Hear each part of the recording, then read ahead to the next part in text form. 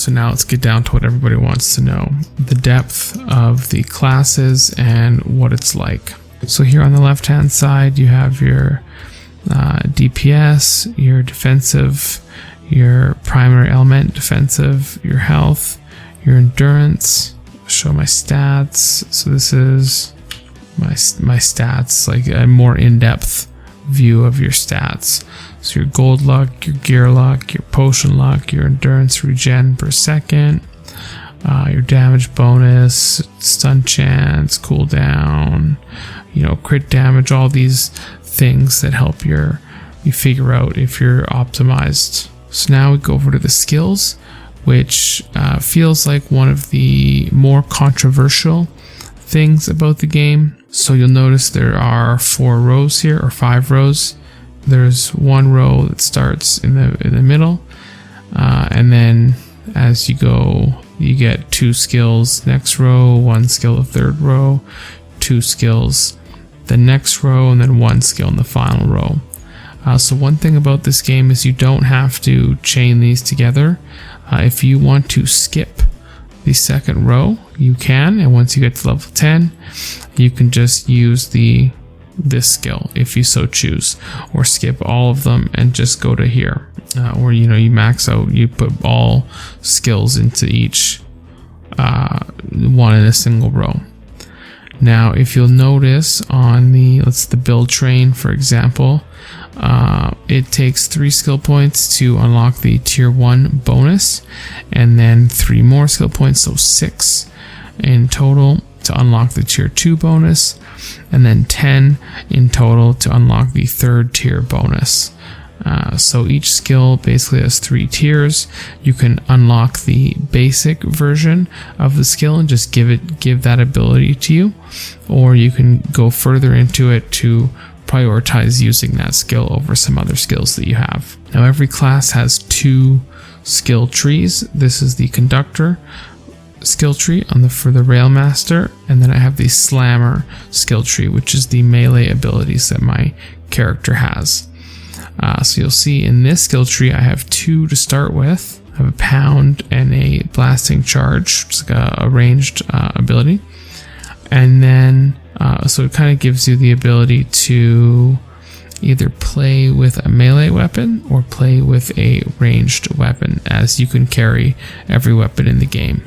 And then my second tree, my second level, is my hammer spin, which is a movement skill, which every class has 1 movement skill, and it gets you out of being stuck behind a group of enemies or things like that. It gives you a sort of invulnerability while you're spinning through the enemies to dodge attacks and such.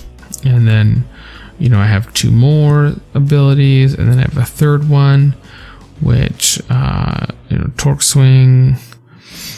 So I have another ability, and then my last ability is a big melee attack. After that, so after you've done gone through your trees and figured out how you want to build your character, you'll notice down here it shows how many skill points I have in conductor, how many I have in slammer, and then over here are respectacles, which are a currency you use to respec your talents, which I really hope they take out of the game. I don't think another currency is needed. I mean, just make it cost a lot of gold so that if I want to do it, I'm farming items or farming gold. So I'm still playing for a long time. You just don't make it something, an extra currency that I have to farm. Now your pets have different abilities. As you unlock pets throughout the game, they will give you more abilities. So right now my pet has a battle cry, which means that all allies gain 25% increased damage for 10 seconds, and they just use that periodically. Then you can find different auras. For instance, I have this Deadlier Strikes aura equipped, which means that they grant 15% critical hit strike chance to nearby allies. You can only have 1 aura equipped at a time. This one is a block chance aura, and then so you can have a number of abilities on your pet, which just gives another layer of how you could customize your class. But the relics are another skill tree basically for your character. Right now I have the Blood Drinker relic equipped, which gives me a bleed damage buff ability, and then it gives you another ability. So this is sort of a spinning blade AoE that puts a bleed onto my enemies, and then I'm working it so that I'm going to be able to heal myself. So there's another layer on top of the previous layers that we've talked about that give your class a way to define the way you're playing it. You'll see that there are 5 different relics right now. So there's a poison relic, there's the Blood Drinker, which I have equipped, there's the Cold Heart, which gives you cold attacks, even ice monsters. There's the Electrode, which makes living storms, summoning lightning barrages, shocking your enemies, and the Flaming Destroyer, which is fiery sword, smash your enemies. So you can see there are 5 different relics you can build here, and you just find things called Ember Cores, and then you can build them.